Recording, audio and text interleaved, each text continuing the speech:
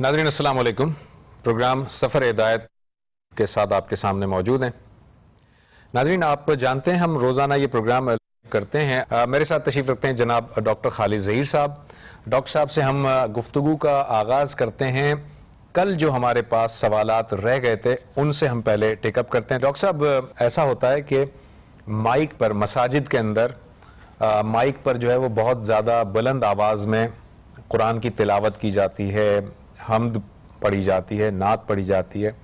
तो वो कह रही हैं कि बाज़ औक़ात ऐसी सूरत हाल होती है कि हम कभी वॉशरूम में होते हैं और किसी इस तरह से मसरूफ़ियत होती है हमारी, और हम वो सुन नहीं सकते, या अगर सुन भी रहे होते हैं, वॉशरूम में होते हैं और कुरान की आयत भी सुन रहे होते हैं, तो वो बड़ा अजीब सा लगता है। तो इस तरह के जो चीज़ हो रही है, इसकी ज़िम्मेदारी किस पर आयद होती है? हम पर आयद होती है या वो लोग जो इस तरह से माइक पर बोल रहे हैं उन पर आयद होती है? नहीं, इन पर तो आयद हो ही नहीं सकती। जाहिर है कि जो लोग इस सिस्टम को चलाने वाले हैं वो इसके ज़िम्मेदार हैं। लाउड स्पीकर साउंड सिस्टम अल्लाह की बड़ी नेमत है कि जो इस दुनिया में जो दौर जदीद की ईजाद है, मसाजिद में इसका इस्तेमाल बहुत ही मुस्तहसन चीज़ है, बशर्ते कि वो मसाजिद की जुरिस्डिक्शन और बिल्डिंग के अंदर रहें, ताकि वो लोग के जो नमाज़ पढ़ने आते हैं वो इमाम साहब की तिलावत सुन सकें। कोई अगर बाज़ हो रहा है, कोई खुतबा पढ़ा जा रहा है तो उसको सुन सकें। लेकिन ज़ुबैर साहब, मस्जिद की हुदूद से बाहर इस आवाज़ का जाना ये कतन दुरुस्त नहीं है, और इसके ज़िम्मेदार वो लोग हैं कि जो इसको इसके आगे भेजने के का एहतमाम करते हैं। उसकी वजह यह है कि कुछ मालूम नहीं, कोई शख्स सो रहा है, कोई शख्स बीमार है, कोई शख्स कोई और काम कर रहा है। ये बुरी बात लगती है कि कुरान मजीद पढ़ा जा रहा है और आप उसकी तरफ मुतवज्जे नहीं हैं। इस बात से डरना चाहिए कि नबी सल्लल्लाहु अलैहि वसल्लम ने फरमाया कि वो शख्स, उसका ईमान नहीं कि जिसकी ज़्यादतियों, जिसकी बुराई से उसका हमसाया महफूज ना हो। तो ज़ाहिर है इसको बुराई तो हम नहीं कह सकते, लेकिन ये एक बद एहतियाती है कि जिसके नतीजे में दूसरे लोग तंग हो रहे हैं, और अल्लाह के दीन की बात और आवाज़ लोगों को तंग करे। ये ज़ाहिर है कि इससे बहुत इंसान को बचना चाहिए। बल्कि डॉक्टर साहब, ये महल्ले में तो दूर की बात है, इवन मस्जिद के अंदर भी अगर कुछ लोग नवाफिल पढ़ रहे हैं या अपना इनफरादी कुरान मजीद पढ़ रहे हैं और कहीं पे बड़े आवाज़ से दर्स हो रहा है, तो वो भी ठीक नहीं। बहुत एहतियात करनी चाहिए कि कोई ऐसा शख्स के जो गैर मुताल्लिक है वो उससे तंग ना हो। ठीक, लोगों को अल्लाह के दीन के तरफ बुलाना चाहिए, ना कि उससे बेजार किया जाए। राइट। अच्छा डॉक्टर साहब, ये एक दूसरा क्वेश्चन ये था कि बाज़ अफराद ऐसे होते हैं हमारे सोसाइटी में, सफ़ेद पोश अफराद होते हैं जो कि मांगते नहीं हैं। तो अगर हमारे पास सदक़े की कुछ रकूम हैं, हम उन्हें बताए बगैर दे सकते हैं? देखिए, बात यह है कि सदक़े के लिए ये ज़रूरी है कि आप उसको अच्छी नीयत से खर्च करें और उन लोगों को पर खर्च करें कि जो ज़रूरतमंद हैं। बस इसके अलावा जिनको आप दे रहे हैं उनकी इज़्ज़त नफ्स का ख्याल रखें, उसको मजरू ना करें और भले तरीके से, बेहतरीन तरीके से दीजिए। ठीक है। एक और सवाल ये था डॉक्टर साहब कि जो शब कदर से मुताल्लिक है कि हम नबी सल्लल्लाहु अलैहि वसल्लम ने फरमाया कि उसको रमज़ान के आखिर अशरे की ताक रातों में तलाश करो। सवाल यह है कि पूरा अगर हम ग्लोबल सिस्टम ले लें, तो ग्लोबल सिस्टम में अगर पाकिस्तान में एक रात है, ताक रात है, तो वो दूसरी जगह वो हो सकता है वो ताक रात ना हो, जुफ्त रात हो।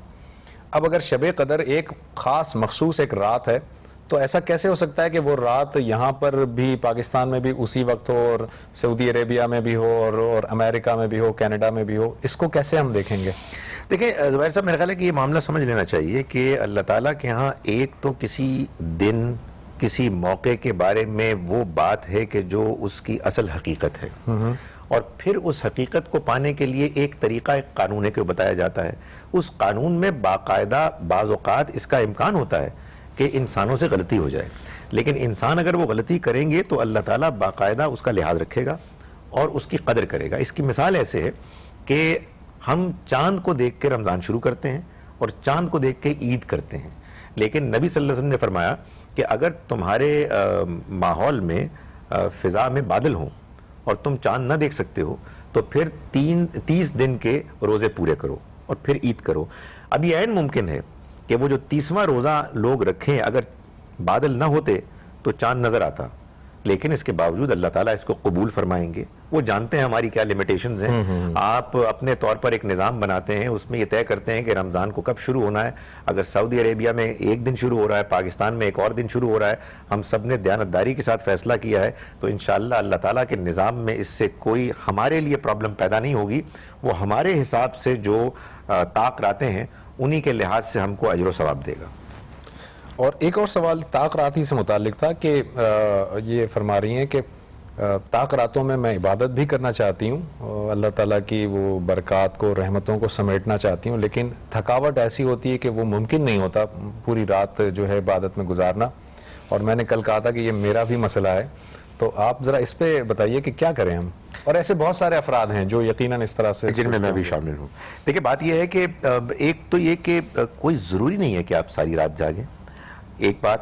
دوسرا یہ ہے کہ اگر یہ بات ہمیں معلوم ہے کہ یہ راتیں بہت قیمتی ہیں تو پھر ان کے لیے تو بہت پہلے سے ہمیں پلاننگ کرنی چاہیے, تاکہ ان دنوں میں کہ جن دنوں کی یہ راتیں ہیں یا جن کے بعد یہ راتیں آ رہی ہیں ان میں ہم بہت زیادہ مصروف, مشغول اور تھکاوٹ والے کام نہ کریں, تاکہ ہم جسمانی اور ذہنی طور پر تیار ہوں. یہ بات بھی ذہن میں رکھنی چاہیے کہ ہمارے عام طور پر لوگوں کا خیال یہ ہے کہ بہت طویل کوئی عبادت کا معاملہ زیادہ مطلوب ہے. زیادہ اہم بات یہ ہے کہ جتنی عبادت کریں اس کی کوالٹی, اس میں کنسنٹریشن, اللہ کی یاد, اس کے آگے گڑ گڑانا, اس سے دعا کرنا, سجدہ کرنا, ایسے کہ انسان کے اندر سے, اس کے دل سے, اس کی صحیح روح کے ساتھ انسان کر سکے. وہ چاہے آپ نے 4 گھنٹے نہیں کیے, 1.5 گھنٹہ, 1 گھنٹہ, آدھا گھنٹہ بھی کر لیا تو آپ کو اس کی حقیقت انشاءاللہ مل جائے گی. تاہم یہ جان لیں کہ ہمارا اللہ ہماری مجبوریوں کو جانتا ہے. اگر آپ اپنی تمام تر مجبوریوں, ذمہ داریوں کو نبھاتے ہوئے آدھا گھنٹہ ہی عبادت کر پائیں گی تو انشاءاللہ اللہ تعالیٰ کے ہاں اس کا بہت اجر ہوگا. ناظرین ایک مختصر سے بریک سے واپس آتے ہیں اور پھر مزید سوالات لیتے ہیں بریک کے بعد.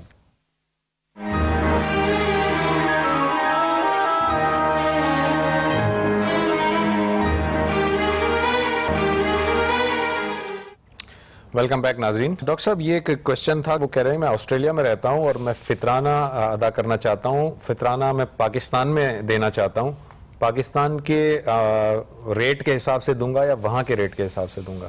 دیکھیں جی, فطرانے کی حقیقت تو یہ ہے نا کہ آپ عید کی خوشیوں میں اپنے ان بہن بھائیوں کو شامل کرتے ہیں کہ جو اپنی وسائل سے افورڈ نہیں کر سکتے اور ان کو 2 وقت کا کھانا مل جائے, اچھا وقت گزارنے کو مل جائے. تو ظاہر ہے کہ جس آپ ملک, جس دیس میں یہ پیمنٹ کریں گے اسی کا لحاظ رکھا جائے گا. تو اگر آپ پاکستان میں کسی کو دے رہے ہیں اور آپ محسوس کرتے ہیں کہ آسٹریلیا میں ایسے ضرورت مند نہیں ہیں مسلمان کہ جن کو کہ آپ وہاں دینے کی ضرورت محسوس کر رہے ہیں, ضروری سمجھیں, تو ٹھیک ہے, پھر آپ پاکستان میں دیں گے اور پاکستان کے ریٹ کے لحاظ سے دیں گے. ٹھیک ہے.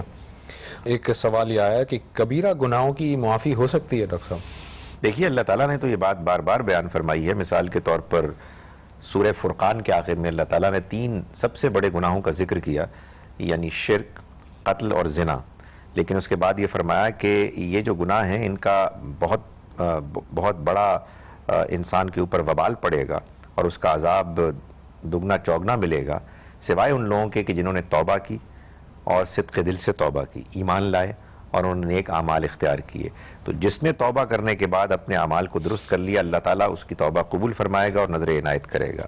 اس میں گزارش کرتا ہوں کہ آپ سب سے جو اہم مقام ہے وہ سورہ زمر کی آیت نمبر 53 ہے, 53. اس کو اگر آپ پڑھیں تو اس میں اللہ تعالیٰ یہ فرماتے ہیں کہ میرے اے پیغمبر آپ میرے ان بندوں سے کہہ دیجئے کہ جنہوں نے اپنی جانوں پر ظلم کیا کہ اللہ کی رحمت سے مایوس نہ ہو, وہ گناہوں کو, سارے گناہوں کو بخش دے گا, وہ تو مغفرت کرنے والا, رحم کرنے والا ہے. اور پھر آگے فرمایا کہ دیکھو اس کا مطلب یہ ہے, اس کو حاصل کرنے کا طریقہ یہ ہے کہ انیبو الی ربکم واسلموا لہ, کہ رجوع کرو اپنے رب کی طرف اور اس کی فرما برداری قبول کرو, تو اللہ تعالیٰ کی رحمت تمہیں حاصل ہو جائے گی اور وہ تمہیں معاف کر دے گا. خود نبی صلی اللہ علیہ وسلم نے اپنے صحابہ کو تعلیم فرمایا تھا ایک واقعہ کہ ایک شخص تھا بنی اسرائیل میں جس نے 99 قتل کیے تھے اور بعد میں اس نے 100 قتل کر دیے, تب بھی اللہ تعالیٰ نے اس کی معافی کی تھی.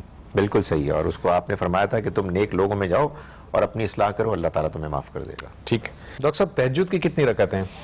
نبی صلی اللہ علیہ وسلم نے جو تہجد کی نماز پڑھی, اور ظاہر ہے کہ وہی آئیڈیل نماز ہے تہجد کی, اس کے بارے میں بتایا جاتا ہے کہ رمضان ہو یا غیر رمضان 11 رکعت آپ پڑھتے تھے. ٹھیک ہے. والدین کی قبر پہ جب ہم وزٹ کریں تو کیا وہاں اذان دینی چاہیے؟ دیکھیں بھائی، ہماری دلچسپی اس معاملے میں یہ ہونی چاہیے کہ ہم یہ جانیں کہ ہمیں قبر اور قبرستان میں جانے کے لیے جو کہا گیا ہے اس کی کیا وجہ ہے اور ہم وہاں جا کے کیا کر سکتے ہیں. معلوم یہ ہوتا ہے کہ وہاں جانے کی ہم کو اصل وجہ یہ بتائی گئی ہے کہ ہم اپنی موت کو یاد کریں اور جو اہل قبر ہیں ان کے لیے دعائے مغفرت کریں. زیادہ سے زیادہ دعائے مغفرت کریں، خود عبرت حاصل کریں کہ ہمیں بھی موت سے دوچار ہونا ہے، ہمیں اپنی اصلاح کرنی چاہیے. باقی اس کے علاوہ کچھ ایسے اذکار اور معاملات کے جن کا ہم کو نبی صلی اللہ علیہ وسلم نے نہیں بتایا، ان سے گریز کرنا چاہیے. یعنی آپ اگر وہاں اذان دیں گے تو اس سے کیا مقصود ہوگا؟ ظاہر ہے کہ کوئی وجہ ہونی چاہیے نا. دینی اعمال کے بارے میں آدمی کو حساس ہونا چاہیے کہ دین صرف اور صرف محمد صلی اللہ علیہ وسلم کی ذات گرامی نے ہم کو دیا ہے. آپ نے ہم کو کوئی دینی عمل بتایا ہے، اس میں تو میرا اور آپ کا اختلاف ہو سکتا ہے کہ آپ نے بتایا یا نہیں بتایا، لیکن ایک مرتبہ ثبوت مل جائے تو پھر آپ اطمینان سے کیجئے. لیکن اس کے علاوہ اپنے طور پر کوئی نئی چیز اس طرح کی نہیں کرنی چاہیے کہ ہم کو معلوم ہی نہیں ہے کہ حضور نے خود یا اپنے صحابہ کرام کو آپ نے یہ بتایا تو آپ ایک نئی چیز کو اختیار کر لیں. اچھا، یہ ایک ڈاکٹر صاحب ایک سوال یہ تھا کہ قرآن کو ظاہر ہے کہ پڑھا جاتا ہے اور سمجھ کر پڑھنا بہت زیادہ بابرکت چیز ہے.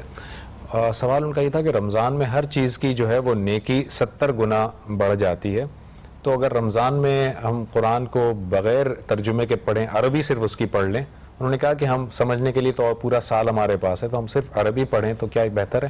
دیکھیے جی، اللہ کی کتاب تو ایک ہمارے ساتھ ایسا تعلق رکھتی ہے کہ ہمیں اس کو صبح و شام پڑھنا ہے. نماز میں تو بہرحال ہمیں اسے عربی میں ہی پڑھنا ہے. تو اس لیے ظاہر ہے کہ اگر فرض کیجئے کہ ہم کو عربی نہیں آتی اور ہم نے اس کا ترجمہ صحیح طرح سے نہیں سمجھا تو بعض اوقات ہم اس کو بغیر سمجھے پڑھیں گے. تاہم اس کو معمول نہیں بنانا چاہیے اور ارادہ کرنا چاہیے کہ ہم زیادہ سے زیادہ اس کے مفہوم، اس کے ترجمے کو سمجھیں. آپ اگر رمضان میں، آپ اگر طاق راتوں میں اللہ کی عبادت میں لمبی صورتیں پڑھنا چاہتے ہیں جو آپ کو یاد ہیں تو ظاہر ہے آپ کو ایسا ہی کرنا چاہیے، لیکن آپ کو کوشش کرنی چاہیے کہ اس کا مفہوم بھی آپ کے ذہن میں ہو، آپ ٹھہر ٹھہر کر پڑھیں اور آپ اس کو سمجھ کر پڑھیں. میں یہ پوچھنا چاہ رہا تھا کہ قصر کے اندر جو ہے وہ سنتیں ہم پڑھیں گے یا نہیں پڑھیں گے؟ گزارش ہے کہ جب قرآن یہ کہتا ہے نا کہ آپ پر کوئی گناہ نہیں ہے اگر آپ سفر کی حالت میں ہوں یا خوف کی حالت میں کہ آپ اپنی نماز کو قصر کر لیں، تو اس کا مطلب یہ ہے کہ اگر آپ معمول کی نماز پڑھنے کی پوزیشن میں ہیں تو آپ قصر نہیں کریں گے. ظاہر ہے کہ اگر آپ نے سنتیں پڑھیں تو آپ نے یہ ثابت کر دیا کہ آپ معمول کی نماز پڑھنے کی پوزیشن میں ہیں، تو پھر تو آپ قصر بھی نہیں کریں گے. لیکن جب آپ قصر کریں گے تو آپ اپنے قصر کرنے کے عمل سے یہ اعلان کر رہے ہیں کہ آپ معمول کی نماز پڑھنے کی پوزیشن میں نہیں ہیں. چنانچہ ظاہر ہے کہ سنتیں جو نوافل ہیں ان کے پڑھنے کی تو کوئی وجہ ہی نہیں.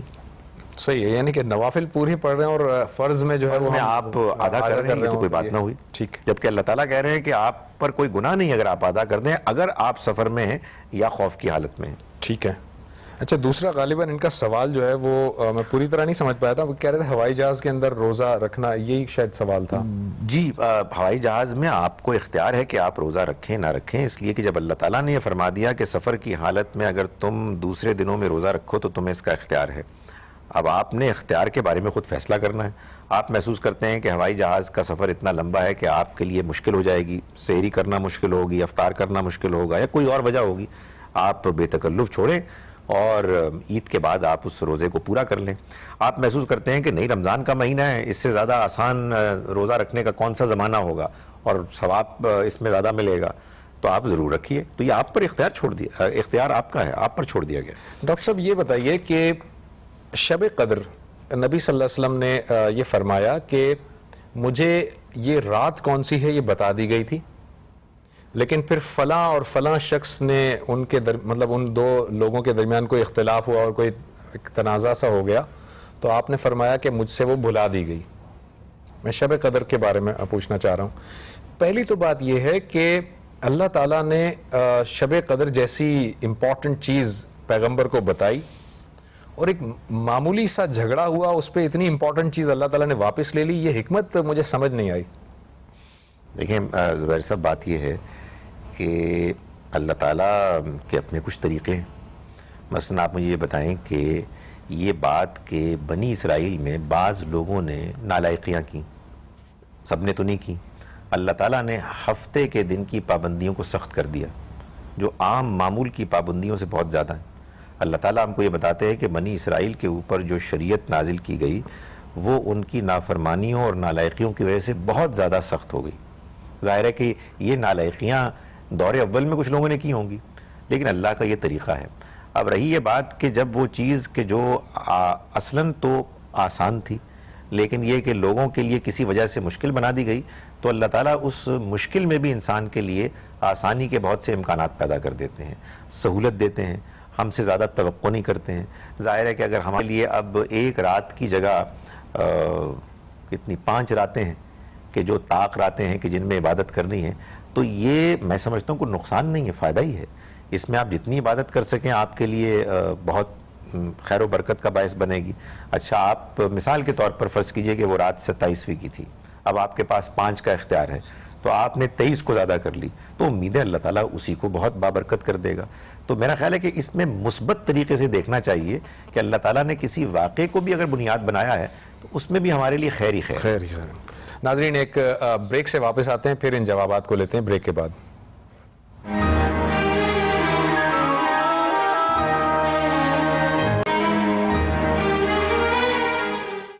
ویلکم بیک ناظرین. ایک جو سوال تھا وہ یہ ہے کہ پریگننسی کے دوران ظاہر ہے کہ عورتوں کے جو مسائل ہوتے ہیں اس میں وہ روزہ نہیں رکھ پاتی ہیں، بعض اوقات وامٹنگ ہوتی ہے اس طرح سے، تو اب وہ ان روزوں کا فدیہ دیں گی یا ان کی تعداد کو پورا کریں گی؟ کیونکہ وہ کہہ رہے ہیں کہ پھر وہ اس کے بعد بھی 1-1.5 سال تک چونکہ دودھ پلانے کا معاملہ ہوتا ہے تو اس میں پھر وہ دوسرا رمضان آ جاتا ہے.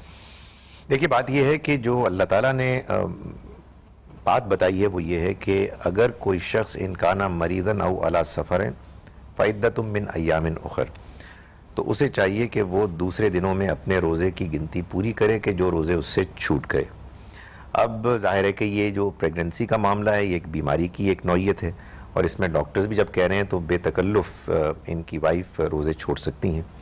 انہوں نے کہا کہ اگلے پورے سال میں روزے رکھنے کا امکان نہیں ہے، تو اگر ظاہر ہے کہ اس بات کو صحیح ہم مان لیتے ہیں تو پھر اگر ان کو یہ امید ہے کہ وہ آگے چل کے روزے رکھ سکیں گی تو انہیں بہرحال گنتی ہی کو پورا کرنا چاہیے.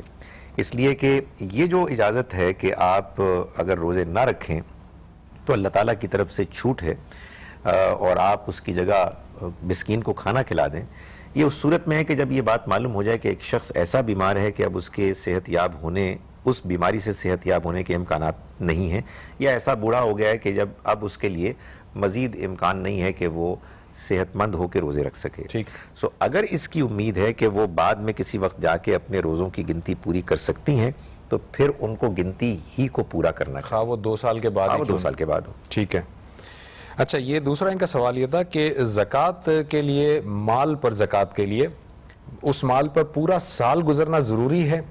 کیونکہ اگر ہم اس طرح دیکھیں گے تو پھر ہر مال کے لیے ہمیں دیکھنا پڑے گا کہ کس پر سال گزرا، کس پر نہیں گزرا. زبیر صاحب، اصل میں وہی بات ہوتی ہے کہ ایک چیز ہوتی ہے کسی بھی حکم کی حکمت اور اس کی تھیوری، اور ایک اس کو پریکٹیکلی کرنے کا طریقہ. زکوٰۃ جو مال پر ہے اس کا پریکٹیکل طریقہ یہ بتایا گیا ہے کہ سال میں ایک دن مقرر کر لیں، اس دن جتنا آپ کے پاس مال ہے اس پر آپ 2.5% زکوٰۃ دیں گے، خواہ وہ ایک دن پہلے آیا ہے، خواہ ایک دن پہلے آپ سے نکل گیا ہے. ٹھیک ہے، آپ کو اس دن، وہ پہلی رمضان ہے جو بھی دن ہے، آپ کے پاس جتنا مال ہے اس پر 2.5% زکوٰۃ دینی ہے. اچھا، یہ کہہ رہے تھے سیلری پر بھی زکوٰۃ کا ذرا بتا دیں. دیکھیے، ہم یہ بار بار یہ بات کر رہے ہیں کہ چونکہ نبی صلی اللہ علیہ وسلم نے جو زکوٰۃ کا قانون ہم کو بتایا ہے اس میں پروڈکشن پر الگ سے زکوٰۃ ہے، یعنی جس کو ہم عشر کہتے ہیں. اور ہم یہ گزارش کر رہے ہیں، اور ظاہر ہے یہ بھی گزارش کر رہے ہیں کہ آپ بھی اس پر غور کیجئے، اور اگر آپ ہم سے اختلاف کرتے ہیں تو ہمیں اپنا اختلاف بتائیے کہ ہم جو خدمات پیش کرتے ہیں یہ بھی اصل میں سروسز کو ہم پروڈیوس کر رہے ہیں، اور اس میں جو کچھ ہم کو ملتا ہے اس پر بھی ہم کو 10% زکوٰۃ ویسے ہی دینی چاہیے جیسے کہ ایک کسان، ایک فارمر اپنی اس زمین کی کاشت پر دیتا ہے کہ جو اس نے اگائی. اور اس میں ظاہر ہے کہ آپ اپنے لحاظ سے جو آپ کی سیلری ہے اس لحاظ سے آپ کو زکوٰۃ دینی ہے. اچھا ڈاکٹر صاحب، یہ ایک کوشچن تھا کہ ایک صاحب ہیں، وہ کہہ رہے ہیں میں کنسٹرکشن کمپنی میں کام کرتا ہوں اور ہمیں معلوم ہوتا ہے، بعض کسٹمر کو ہم جھوٹ بولتے ہیں کہ یہ کام اتنا جلدی ہو جائے گا، جبکہ ہمیں معلوم ہوتا ہے وہ نہیں ہو سکے گا. اگر ہم وہ جھوٹ نہ بولیں تو ہماری نوکری کا مسئلہ ہوتا ہے، لیکن ہم اگر جھوٹ بولتے ہیں تو پھر اب یہ کیا کریں؟ وہ جھوٹ کہلائے گا نہیں کہلائے گا؟ پہلے تو میرے بھائی مجھے بہت خوشی ہوئی کہ آپ نے یہ سوال کیا، اس لیے کہ ہمارے ہاں لوگ بالعموم جھوٹ بولنے کو بہت معمولی چیز سمجھتے ہیں، اور اس طرح کے عام روزمرہ کے معاملات میں تو سمجھتے ہیں کہ جیسے کہ یہ کوئی ناجائز چیز ہی نہیں ہے۔ تو مجھے بڑی خوشی ہے کہ آپ کو اللہ کا خوف ہے، اللہ کے دین پر عمل کرنے کا جذبہ ہے۔ دیکھیے جھوٹ کبھی سچ نہیں ہو سکتا۔ آپ جو یہ کام کر رہے ہیں ظاہر ہے کہ یہ اصلاً غلط ہے۔ اللہ سے بہت دعا کریں کہ اللہ تعالیٰ آپ کو ہمت دے اور ایسے حالات اسباب پیدا کر دے کہ آپ کے لیے سچ بولنے ہی میں آسانی اور برکت ہو۔ اور میں آپ کو یقین دلاؤں کہ ہو سکتا ہے کہ ایک آدھ مرتبہ آپ کو نقصان ہو، لیکن جب آپ کو یہ معلوم، آپ کے بارے میں لوگوں کو معلوم ہوگا کہ یہ انسان سچا ہے، یہ زبان سے جو بات کہتا ہے اس کو پوری کرتا ہے، تو انشاءاللہ اللہ تعالیٰ آپ کے کاروبار میں برکت ڈالے گا۔ عورتوں کے اندر بعض مخصوص ایام میں عورتوں کو جو ہے وہ رخصت دی گئی روزہ چھوڑنے کے لیے، اور وہ کہہ رہی ہیں کہ میں پھر بھی اگر روزہ رکھتی ہوں تو یہ گناہ ہوتا ہے یا نہیں؟ دیکھیں گناہ ثواب کی بات چھوڑیں، آپ کو روزہ نہیں رکھنا چاہیے۔ اس کی وجہ یہ کہ جب اللہ تعالیٰ نے آپ کو ایک رخصت دی ہے اور اللہ تعالیٰ کی طرف سے یہ قانون ہے کہ خواتین ان ایام میں روزہ نہیں رکھیں گی تو ان کو روزہ نہیں رکھنا چاہیے۔ ڈاکٹر صاحب ایک ذرا اس میں وضاحت چاہوں گا کہ جس طرح قصر کے اوپر ہم بات کر رہے تھے، آپ نے فرمایا تھا قصر میں اللہ تعالیٰ نے ایک رخصت دی ہے، اور رخصت کا مطلب ہے کہ آپشن ہے، یہ میں قصر کروں یا نہ کروں۔ تو اگر اس میں بھی اللہ تعالیٰ نے رخصت دی ہے تو پھر اگر یہ رکھتی ہیں تو اس میں یا رخصت ہے یا حکم ہے یہ؟ نہیں دیکھیں بات یہ ہے کہ یہ ایک اچھی بات آپ نے کی۔ ایک تو وہ رخصت ہے کہ جس میں آپ نے بیماری کا خود فیصلہ کرنا ہے۔ دیکھیں بیماری اگر ظاہر ہے نزلہ زکام بھی ہوتی ہے، بیماری بہت شدید بھی ہوتی ہے۔ یہ جو خواتین کا معاملہ ہے یہ ایک سٹینڈرڈ پرابلم ہے جس کے بارے میں معلوم ہوتا ہے ہمارے دین میں نبی صلی اللہ علیہ وسلم نے جو خواتین کے معاملے میں سنت ظاہر ہے آپ کے ازواج ہی سے جاری ہوئی ہوگی، اس میں یہ ایک سٹینڈرڈ طریقہ چلا آ رہا ہے۔ اس سے الگ کوئی رویہ اختیار کرنا اور اس طرح سے کہ جیسے کہ یہ فرما رہی ہیں کہ ان کو یہ بتایا گیا کہ ان کو اس میں کوئی خاص اجر ملے گا، میرا خیال ہے کہ یہ ہمارے دینی روایات میں ایک نئی چیز کا پیدا کرنا ہوگا، اس سے گریز کرنا چاہیے اور باقی دنوں میں اس کی تعداد پورا کر لیں۔ ٹھیک ہے۔ دوسرا یہ کہ بانڈز لیتے ہیں ہم، سرٹیفکیٹ لیتے ہیں، تو یہ کہہ رہی ہیں کہ یہ حرام ہے یا حلال ہے؟ یہ دیکھیں جو فکسڈ ریٹرن ہوتا ہے کسی بھی لون پر وہ سود ہے، سود ربا ہے، ربا حرام ہے۔ اگر کوئی خاتون کوئی پینشنر مجبور ہیں تو مجبوری کی حالت میں اللہ تعالیٰ لوگوں کو بعض اوقات ایسے غلط معاملات کے جو ادروائز ناجائز ہوتے ہیں ان میں چھوٹ دے دیتا ہے۔ تو یہ ظاہر ہے کہ آپ کو اپنے حالات کا فیصلہ کرنا چاہیے، عام حالات میں سے گریز کرنا چاہیے۔ ٹھیک ہے ڈاکٹر صاحب، تھینک یو ویری مچ، بہت بہت شکریہ۔ ناظرین آج پھر ہمارے جو ہے وہ دو کوسچنز جو ہیں وہ ان آنسرڈ رہ گئے وقت کی کمی کے باعث۔ انشاءاللہ تعالیٰ کل جب ہم اپنا پروگرام شروع کریں گے تو سب سے پہلے انہی دونوں کوسچنز کو ٹیک اپ کریں گے۔ کل تک کے لیے زبیر احمد کو، ڈاکٹر خالد ظہیر کو اور سفر ہدایت کی ٹیم کو اجازت دیجیے۔ اللہ حافظ۔